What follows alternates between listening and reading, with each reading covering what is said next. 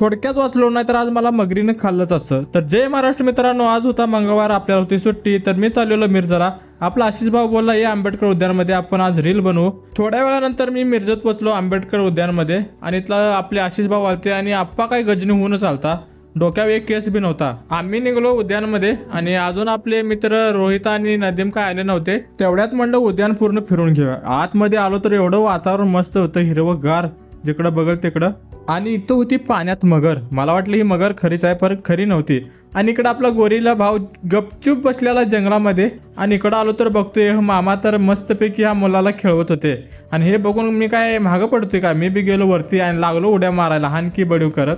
थोड्या वेळानंतर आले रोहित भाऊ आणि त्याच्या मागं मागं आला नदीम. मग काय मी रील बनवायला चालू केलो. ऍक्शन.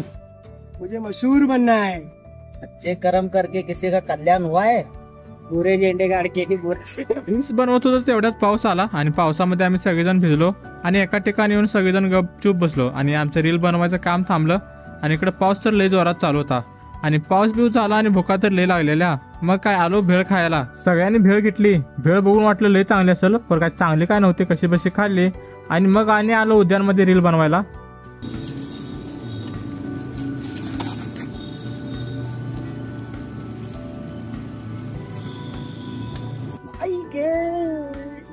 रील वगैरे सगळं बनवून झालं आणि संध्याकाळचे वाजलेले 5. आम्ही जातो घरी. तुम्ही मला व्हिडिओ आवडला तर लाईक करा आणि फॉलो करा विसरू नका.